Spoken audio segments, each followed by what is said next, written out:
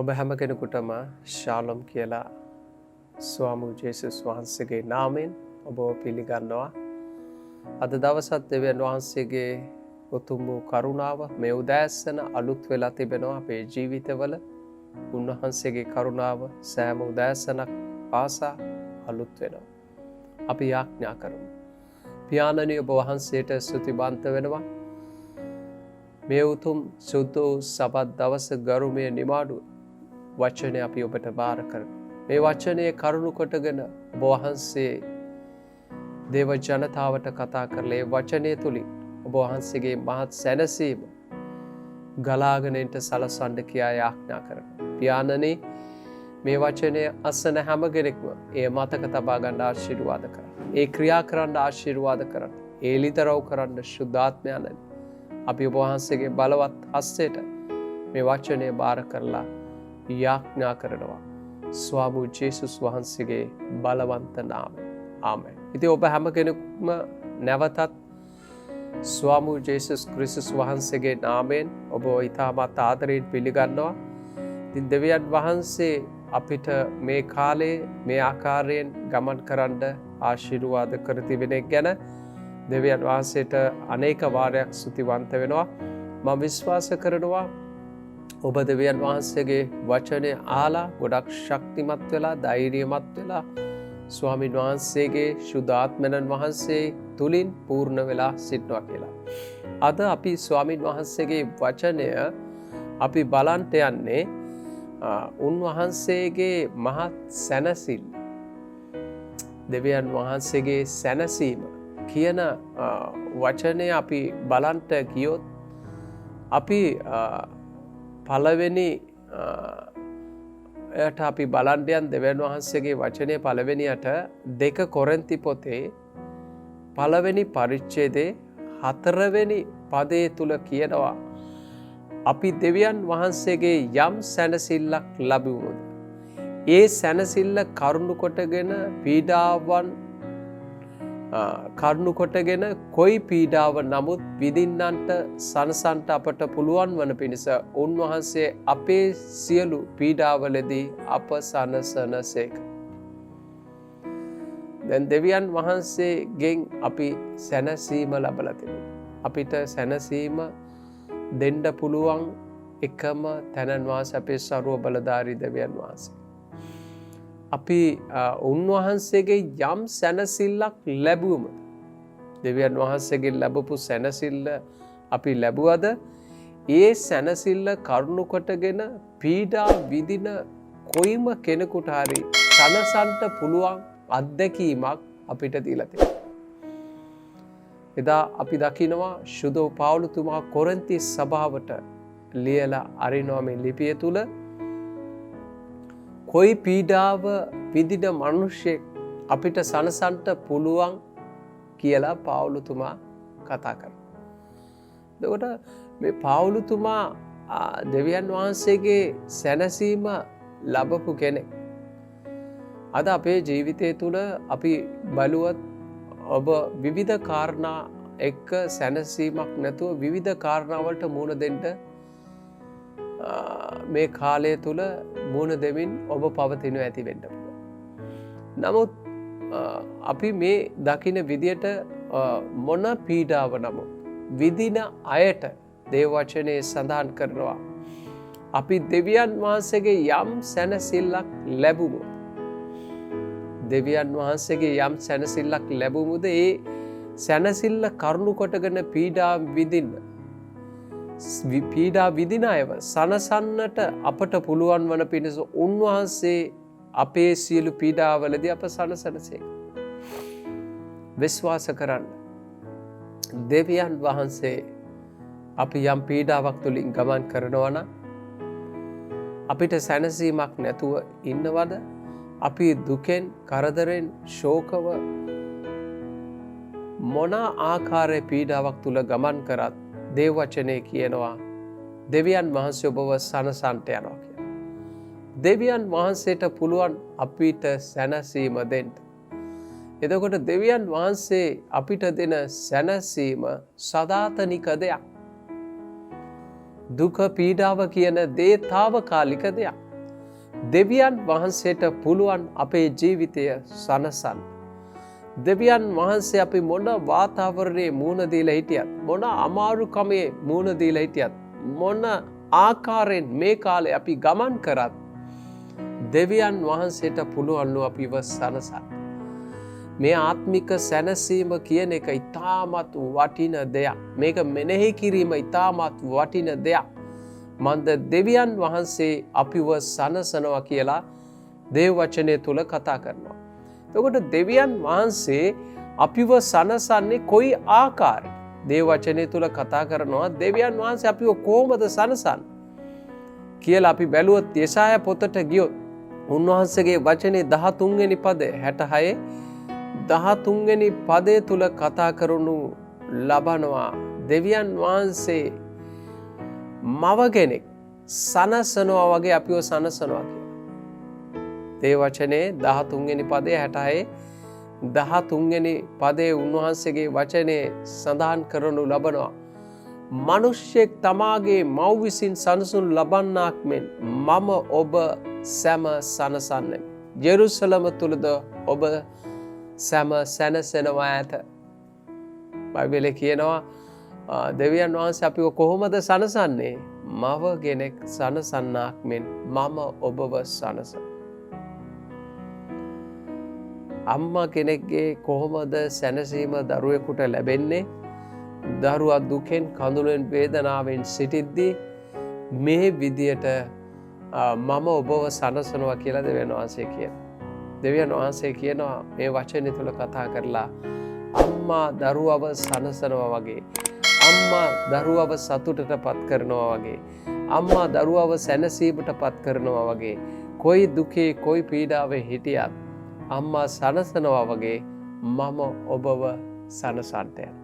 ජෙරුසලමේ සපලවත් දේශයේ මම ඔබව සනසන්ට යනවා කියලා දේව වචනේ තුල කතා කරනවා. එතකොට දෙවියන් වහන්සේ අපිව සනසනවා කියනවා. අපි කොහොමද දෙවියන් වහන්සේ අපිව සනසන්න යන්නේ? අම්මා කෙනෙක් සනසනවා වගේ අපිව සනසන්න යනවා.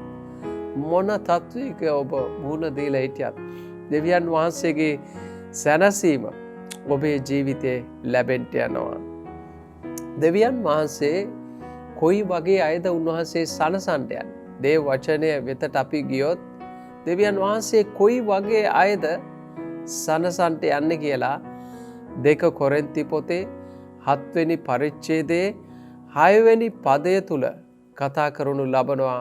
නමුත් යටහතුන් සනසන්නා වූ තැනන් වහන්සේ එනම් දෙවියන් වහන්සේ තීතස්ගේ ඊමේදී අප සැනසූසේක. යටහත් ආත්මයක් තියෙන කෙනෙක්. යටහත් අයව දෙවියන් වහන්සේ සනසනවා. එතකොට එදා කොරින්ති සභාව තුල තීතස්ව යැවීම තුල දෙවියන් වහන්සේගේ දහස්ය යැවීම තුල තීතස් කරුණු කොටගෙන බයිබලයේ කතා කරනු ලබනවා. තීතස්ගේ ඒමෙන් සභාව සතුටටපත් වුණා. ඒ අයට සැනසීමක් ලැබුණා.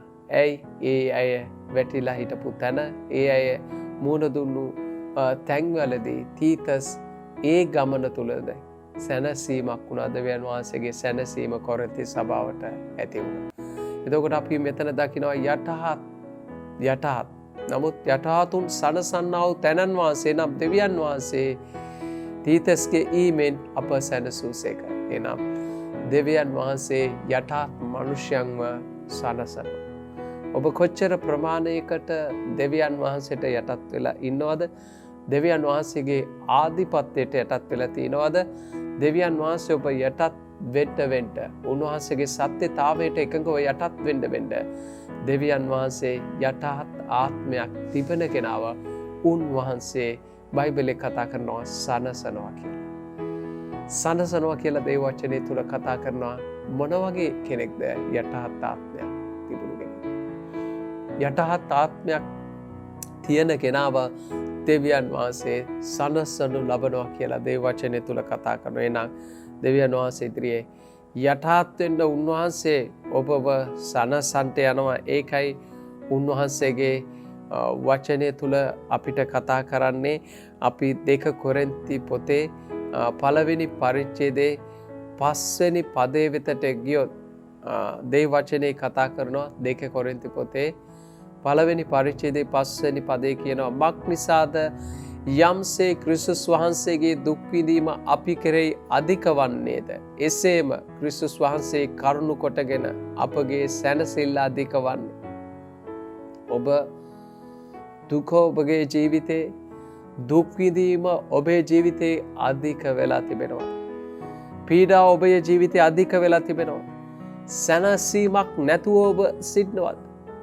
දුකෙන් කඳුලෙන් ඔබ ලත වෙනවද? උන්වහන්සේ කියනවා ඔබ කොච්චර ප්‍රමාණයකට ඒ දේවල් තුල අධික වනවද? බයිබලයේ කියනවා ඊට වඩා උන්වහන්සේගේ සැනසෙල්ල ඔබේ ජීවිතය අධික වෙන්න යනවා. සැනසෙල්ල කියන්නේ සදාකාලික දෙයක්. අනිත් අපිට හැම දෙයක්ම පැමුණුණු දේවල්. සැනසීම නැති එක දුක් වීම, කනගාටුවට පත්වීම මේ හැම දෙයක්ම తాවකාලික දේවල්. නමුත් දේව වචනේ කතා කරනවා මක් නිසාද යම්සේ ක්‍රිස්තුස් වහන්සේගේ දුක් විඳීම අප කෙරෙහි අධික වන්නේද? ඔබ මේ කාලේ ඔබ දුක් විඳිනවා නම් ඒක අධික වෙලා තිබෙනවා. ඔබ අමාරු කමෙන් යනවා නම් දෙවියන් වහන්සේ ඔබට පැහැදිලිව කතා කරනවා. උන්වහන්සේගේ සැනසීම අධික වෙන්න යනවා. උන්වහන්සේගේ සැනසීම අධික වෙන්න යනවා. එතකොට අපි මෙතනදී අපි දකිනවා අපේ දුක් වීම මේවා අධික වෙලා තිබෙන දේවල් මේක ටික කාලයක් තියෙන. මේක ස්වල්ප මොහොතකින් නැති වෙන. නමුත් අපිට සැනසීම ඊට වැඩි අධික වෙන්න යනවා. ඔබ මේ තුල ගමන් කරනවා නම් දෙවියන් වහන්සේගේ සැනසීම ඔබේ ජීවිතයට පැමිණෙන්න යනවා. ඒ සැනසීම ලැබුවට පස්සේ පුදුමාකාර සැනසීමක් සැහැල්ලුවක් අපේ ජීවිතයට දැනෙන්නේ දෙවියන් වහන්සේ අපිට ලබා දෙන සැනසීම. මේ කාලයේදී ගොඩක් අය දුක් විඳින තත්වයක් දකිනවා. විවිධ ආකාරයෙන් මනුෂ්‍ය පීඩාවන් තුලින් ගමන් කරන කාලයක් තුල දෙවියන් වහන්සේ අපිට කියන්නේ මම ඔබට සැනසීම අධිකව දෙන්න යනවා. දෙවියන් වහන්සේ කියන්නේ මව් කෙනෙක් මං සනසනවා වගේ ඔබව සනසන්න යනවා. මම ඔබට සැනසීම නිදහස් කරන්න යනවා. ඒ නිසා දෙවියන් වහන්සේ පැහැදිලිව කතා කරනවා. ඔබ මොකකින් හෝ පීඩාවෙන් දුකෙන් කඳුලින් වේදනාවෙන් ඔබ ගමන් කරනවාද ඒක නැති වෙන්න යනවා. සැනසීම ඔබගේ ජීවිතේ ස්ථිර වෙන්න යනවා. උන්වහන්සේ පැහැදිලිව අපිට ඒ ගැන කතා කරනවා. දැන් අපි ගියොත් උන්වහන්සේගේ වචනේ ක්‍රියාපොතට ගියොත් ක්‍රියාපොතේ සඳහන් කරනු ලබනවා 9 වෙනි පරිච්ඡේදයේ 4 වෙනි පදේ කියනවා. දැන් බලන්න 4 වෙනි පදේ කියනවා ඔහු බිම වැටුනේ එවිට සාවුල් සාවුල් ඔබ මට පීඩා කරන්නේ මක් නිසාදයි තමාට කියන හඬක් ඔහුට ඇසුනේ. ස්වාමිනී ඔබ කවුදයි? ඔහු ඇසිය.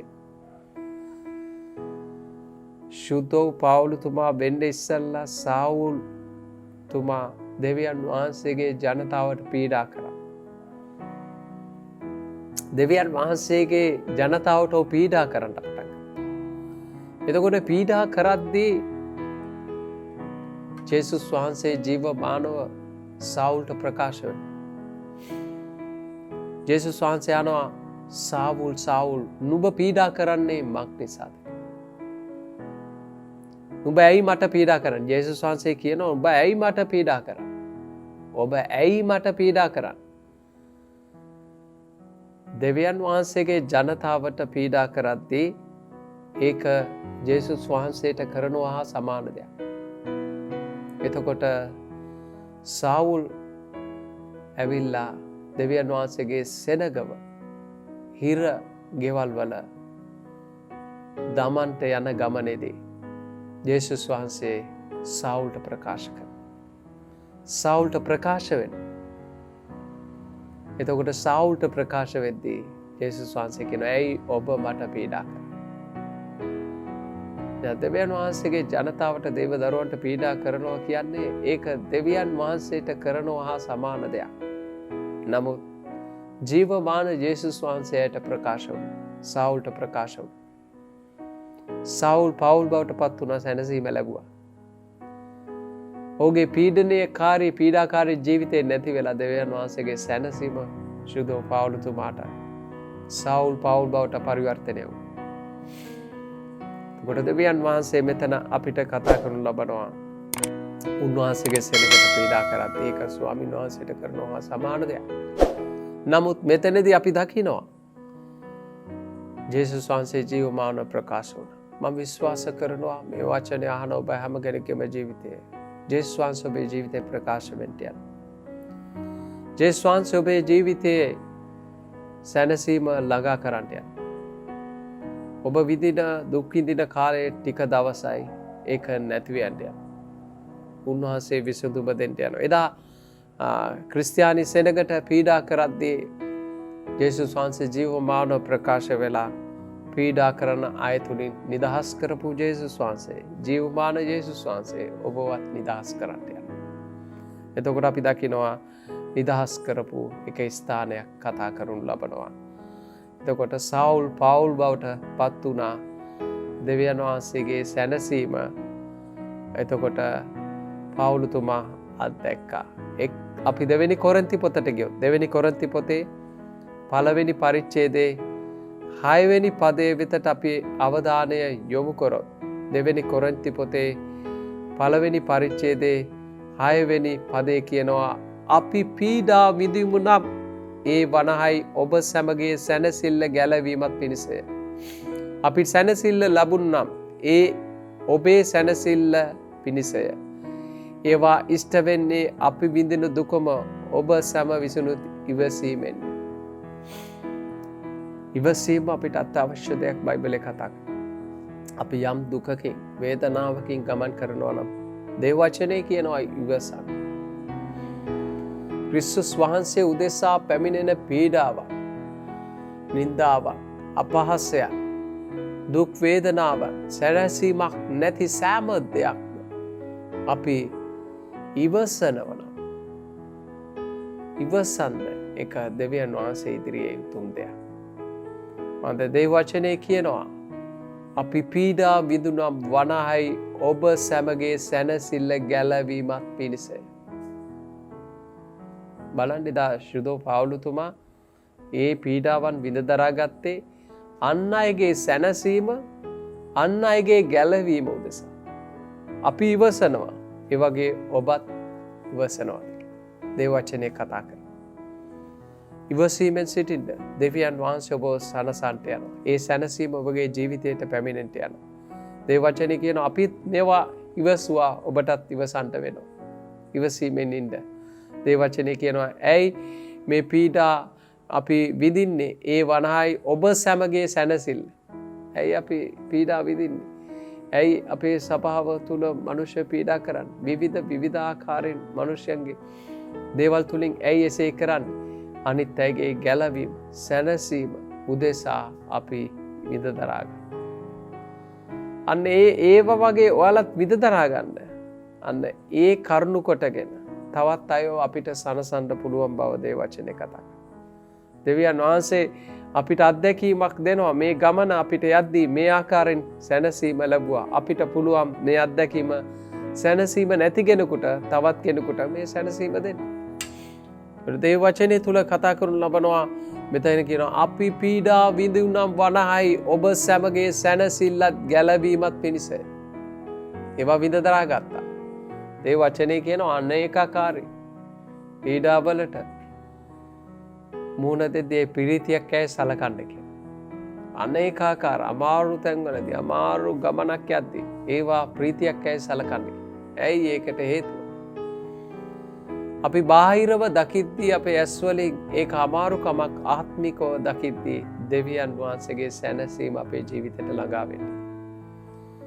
මන්දත් යටහත් ආත්මය සනසන තැනන් වහන්සේ දෙවියන් වහන්සේ ඔබවත් සනසන්ට යනවා. මන්දත් දෙවියන් වහන්සේගේ පුදුම සැනසීම අපිට කවදාවත් අමතක කරන්න බැරි සැනසීමක් තමයි උන්වහන්සේ අපිට දීලා තියෙන්නේ. අපි බැලුවත් උන්වහන්සේගේ වචනය තුල අපි 2 කොරින්ති පොතට ගියොත් 2 කොරින්ති පොතේ පළවෙනි පරිච්ඡේදයේ 7 වෙනි පදයේ වෙතට ගියොත් 7වෙනි පදේ තුල කතා කරනවා ඔබ සැම ගැන තිබෙන අපේ බලාපොරොත්තු ස්ථිර වන්නේ මක් නිසාද ඔබ සැම දුක්වලට පංගුකාරව සිටින ලෙසම සැනසීමටද පංගුකාරයන් වන බව අපි දනිමු. ඔබ සැම ගැන තිබෙන අපේ බලාපොරොත්තු ස්ථිර වන්නේ මොකක්ද? මක් නිසාද ඔබ සැමගේ දුක්වලට පංගුකාරයන් සිටින ලෙසම සැනසීමට පංගුකාරයන් වන බව අපි දනිමු. උන්වහන්සේ ඉදිරියේ ඔබගේ දුක වේදනාවට පංගුකාරත්වයක් වුණා සේම සැනසීමට අප පංගුකාරය වෙන්න. දෙවියන් වහන්සේ සැනසීම කියන එක අපිට ගොඩක් වටිනවා. හැම කෙනෙක්ම කැමති සැනසීමෙන්. අපි හැම කෙනෙක්ම කැමති සැනසීමෙන්. නමුත් සැනසීම කියන දේ මිනිස්සුන්ට දෙන්න බැරි දෙයක්, දෙවියන් වහන්සේට දෙන්න පුළුවන් දෙයක්. ඒ නිසා දෙවියන් වහන්සේගේ සැනසීම ලැබපු මනුෂ්‍යයට පුළුවන් තවත් අයට සැනසීම දෙන්න. මොකද අපිව දෙවියන් වහන්සේ සැනසෙව්වා මේ අපිට පුළුවන් නන් අයව සනසන්න. ඒක දෙවියන් වහන්සේ දුන්නු දෙයක්. සැනසීම කියන එක. ඒ නිසා මෙතනදී අපි දකින්නේ මේ සැනසීම කියන එක අපේ ජීවිතය තුළ ස්ථීර සදාතනික දෙයක්. නමුත් අපි පීඩාව වේදනාව කම්කටොළු අපි දැන් වර්තමානයේ මූණ සෑම දෙයක්ම తాවකාලික දෙයක්. සදාතනික දේ තමයි ස්වාමීන් වහන්සේ අපිට දෙන්නේ. එහෙනම් සදාතනික සැනසීම දෙවියන් වහන්සේ අපිට දෙනවා. මම ඔබව සනසනවා කියලා උන්වහන්සේ පොරොන්දු වෙලා තිබෙනවා. මම ඔබව සනසනවා. කොහොමද උන්වහන්සේ සනසන්නේ? අම්මා කෙනෙක් ඔබව සනසනවා වගේම දෙවියන් වහන්සේ ඔබව සනසන්නට යනවා. ඔබේ කඳුළු පිස දමන්නට යනවා. ඔබේ පීඩාව ස්වාමීන් වහන්සේ පීඩාවදී සැනසීම ඔබට දෙන්න යනවා. ඔබේ ප්‍රශ්නේදී සැනසීම දෙන්න යනවා. ඔබේ ගැටලුවේදී උන්වහන්සේ සැනසීම දෙන්න යනවා. උන්වහන්සේ ඔබව සනසන්නට යනවා. ඔබගේ සැනසීම දෙවියන් වහන්සේ දෙන දෙයක්. ඒක ඔබගේ ජීවිතේ වැඩි වෙන්න යනවා කියලා විශ්වාස කරන්න. මන්තයත් අනිත් හැම දෙයක්ම සැනසීමට ඉහළින් ක්‍රියා කරන්න යන්නේ නැහැ අපේ පීඩාව. අපේ ජීවිතයට පැමිණෙන කඳුල වේදනාව ඒවා ක්‍රියා කරන්න යන්නේ නැහැ. අපිට ඉතා වැදගත් කොටස තමයි දෙවියන් වහන්සේ දෙන සැනසීම. ඒක කවදාවත් අපේ ජීවිතේ නැති වෙන්නේ නැති දෙයක්. මන්දයත් නිතරම ස්වාමීන් වහන්සේ අපිව සනසනවා. අපේ දෙවියන් වහන්සේ අපිව සනසනවා. සනසලා උන්වහන්සේ අපිව ගෙන යනවා. මේ කාලය තුල මනුෂ්‍යයන් විවිධාකාරයෙන් පීඩාවට මුහුණ දෙමින් ගමන් කරන තිබෙන යුගයක් තුල දෙවියන් වහන්සේ අපිව සනසවමින් ඉදිරියට ගෙන යනවා. සැනසීමේ දෙවිදුනේ ගීතිකාවක් මතක් වෙනවා. ඔබගේ අභිමුඛයේ කෙතරම් ප්‍රීතියද කියලා. සැනසීමේ දෙවිදුනේ ඔබගේ අභිමුඛය තුල කොතරම් ප්‍රීතියක්ද කියලා දේවචන. ඔබ යාඥා කරන්න. මම ඔබගෙන් ඉල්ලා සිටිනවා පීඩාව විඳිනවා නම් යාඥා කරන්න. ජීවමාන ජේසුස් වහන්සේ ඔබට උත්තර දෙන්න යනවා. පිළිතුරු දෙන්න යනවා. සැනසීම දෙන්න යනවා. ඔබ මේ වචනේ අහන ඔබ හැම කෙනෙක්ගේම ජීවිතයේ ඔබ මුහුණ දෙන හැම පීඩාවක් තුලින් උන්වහන්සේ ගලවන්ට මාර්ගවල් සාදා දෙනවා. සැනසෙන්ට මාර්ගවල් උන්වහන්සේ සාදා දෙන්න යනවා. ඔබ විශ්වාස කරද්දී දේව මහිමය ඔබේ ජීවිතයේ අත්දකින්න යනවා. දෙවියන් වහන්සේ ඔබට පිළිතුරු ලබා දෙන්න යනවා. ඔබ විශ්වාස කරමින් ඉදිරියට ගමන් කරන්න. ඔබ ඔබේ ජීවිතය තුළ ඔබ ඒකමතික තීරණ අරන් හදිස්සි වෙන්න එපා. දෙවියන් වහන්සේ ඔබට සැනසීම දීලා ඔබට පිළිතුරු ලබා දෙන්න යනවා. දෙවියන් වහන්සේ ඔබට උපකාර කරන්න යනවා. ඔබේ ප්‍රශ්නෙට විසඳුම දෙන්න යනවා. ඔබට මාත් සැනසීමක් දෙන්න යනවා. ඒක උන්වහන්සේ අපිට දෙන දෙයක්. ඒක උන්වහන්සේගෙන් අපි ලබන දෙයක්. ඒ නිසා අපි විවිධාකාර දුෂ්කරතාවයන් වලට අපි මුහුණ දෙද්දී ඒ ප්‍රීතියක් ඇයි සලකන්න කිව්ව ආත්මිකව. අපේ ඇස් වලින් දකිද්දී මේ පිය වූ ඇස් වලින් අපි දකිද්දී අපිට ඒක දුකක් කඳුලක් වේදනාවක්. නමුත් ආත්මිකව දෙවියන් වහන්සේ කරන්ට යන දේ දිහා බැලුවොත් ඒක පුදුමාකාර දෙයක්. ඒක පුදුමාකාර දෙයක්. ඒ නිසා දෙවියන් වහන්සේ අපිට උන්වහන්සේ කැමතින අපි කනගාටු වෙන එකට. දුක් වෙන එකට වේදනාව ඉන්න එකට දෙවියන් වහන්සේ කැමති නැහැ. දෙවියන් වහන්සේ කැමති උන්වහන්සේගේ දරුවන් සැනසීමේ ප්‍රීතියේ සන්තෝෂයේ සිටින්න. ඒ නිසා ඔබ ඔබේ ජීවිතය ගැන වෙච්ච දේවල් ගැන කනගාටු වෙන්න එපා, දුක් වෙන්න එපා. දෙවියන් වහන්සේ ඔබව සනසන්නට යනවා. දෙවියන් වහන්සේ ඔබට උපකාර කරන්නට යනවා.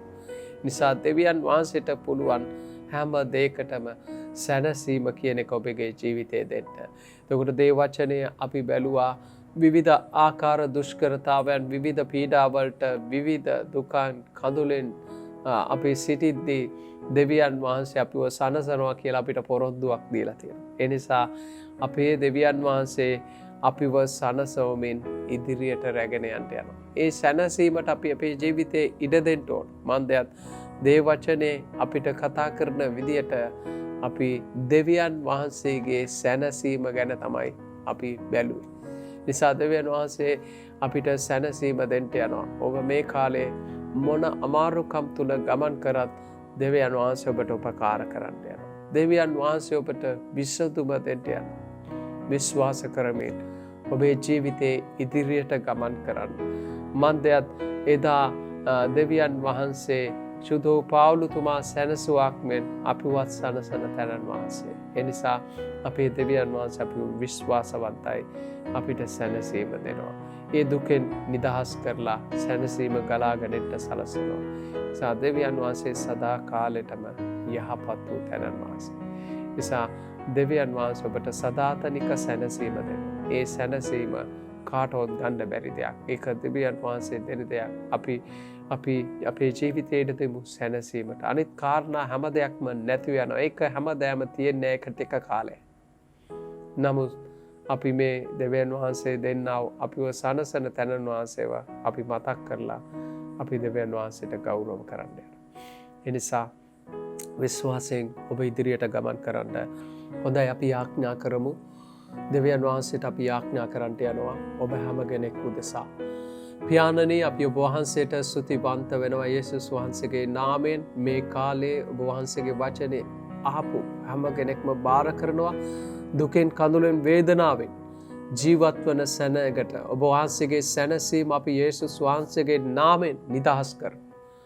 එයාගේ ප්‍රශ්නෙට ගැටලුවට විසඳුම නිදහස් කරනවා යේසුස් වහන්සේගේ නාමයෙන්. ස්වාමිනී, පීඩාව විදින හැම කෙනෙකු උදෙසා අපි යාඥා කරනවා යේසුස් වහන්සේගේ නාමයෙන්. එයව නිදහස් කරන අතර ගැලවීමේ මාර්ගවලද සාදා දෙන ස්වාමිනී, ඔබ නිසා ස්තුතිවන්ත වෙනවා. මේ මොහොතේ කඳුලෙන් වේදනාවෙන් ජීවත් වන ජනතාවට ඔබගේ සැනසීම ජේසුස් වහන්සේගේ නාමයෙන් නිදහස් කරනවා. ආශිර්වාද කරන්න. ස්වාමී ජේසුස් වහන්සේගේ බලවන්ත නාමයෙන්. ආමෙන්. Thank you Jesus. දෙවියන් වහන්සේ ඔබ ආශිර්වාද කරලා දෙවියන් වහන්සේ ඔබට සැනසීම දෙන්න යනවා. ඔබ පිළිතුරු ලබන්නට යනවා. මම විශ්වාස කරනවා මේ වචනේ අහන ඔබ හැම කෙනෙක්ම ඔබ යම් කිසි දෙයක් සැනසීමක්, ප්‍රීතියක්, සතුටක් ලැබුවා නම් ඔබ මේට පිළිතුරු දක්වන්නට, ඔබ මේකට බලලා පණිවිඩයක් දාන්න, ඔබගේ අදහසක් දාන්න. දෙවියන් වහන්සේ මේ කාලේදී මේ දේ මට කතා කරා, මේ දේ කිව්වා කියලා ඔබ අපේ YouTube channel එකත් එක්ක සම්බන්ධ වෙලා ඉන්න එක ගැන අපි සතුටුපත් වෙනවා. ඔබ හැම කෙනෙක්ම අපි නැවතත් පිළිගන්න අතර ඔබගේ යාඥා ඉල්ලීම් මේ channel එක තුලටම අපිට දක්වන්න පුළුවන්. අපිට අපේ ටෙලිෆෝන් නම්බර්ස් වලට කතා කරලා ඔබ අපි සමග එක්සිත් වෙන්න අපි ඔබට සේවය කරනවා. දෙවියන් වහන්සේ අපිව තබා තිබෙන ඔබට සේවය කරන්න. ඔබ කොයි ස්ථානයේ හිටියත්, කුමන තැනක හිටියත් අපිට අපේ දුරකථන අංක අරගෙන ඔබ කතා කරන්නට. ඔබ මේ වචනේ තුලින් ශක්තිමත් වෙලා, ධෛර්යමත් වෙලා යම් ආශිර්වාදයක් ලැබුවා නම් අප වෙතට පණිවිඩයක් යොමු කරන මෙන් ඔබගෙන් ඉතාමත් ගෞරවයෙන් ඉල්ලා සිටිනවා. ඒ වගේම අපි ඔබ හැම කෙනෙක් උදෙසා මේ කාලයේදී දිවා රාත්‍රී දෙකේම යාඥා කරමින් සිටිනවා. දෙවියන් වහන්සේ ඔබගේ සියලුම ඔබ සම්බන්ධ සියලු කාරණා ඉෂ්ට කරන්නට යනවා. සබ්ස්ක්‍රයිබ් කරලා නැති හැම කෙනෙක්ම ඔබ සබ්ස්ක්‍රයිබ් කරන්න. අපේ ඉදිරි දේශනාවන් අපි ඊටත් වැඩිය ඉදිරියට කරන්න බලාපොරොත්තු වෙනවා. ඉතින් ඒ පණිවිඩය ඔබගේ ජීවිතය තුළට පැමිණලා ඔබ ශක්තිමත් වෙලා ධෛර්යමත් වුණා නම් නැවත ඔබගෙන් ඉල්ලා සිටිනවා ඒකට අදහසක් කමෙන්ට් එකක් දක්වන්නට. දෙවියන් වහන්සේ ඔබව ආශිර්වාද කරනවා. දිගටම ඔබත් යාඥාවෙන් ඉන්න, දේ වචනේ කියවන්න, දෙවියන් වහන්සේත් එක්ක සම්බන්ධ වෙලා ඉන්න. දෙවියන් වහන්සේ ඔබ සමගද වනසේක්වා සියලු ගෞරවය දෙවියන් වහන්සේට පුද කරනවා. ඔබ හැම කෙනෙකුටම ජේසු පිටයි ස්වාමී ජේසුස් වහන්සේගේ බලවන්ත නාමයෙන්. ආමේන්. ජේසු පිටයි.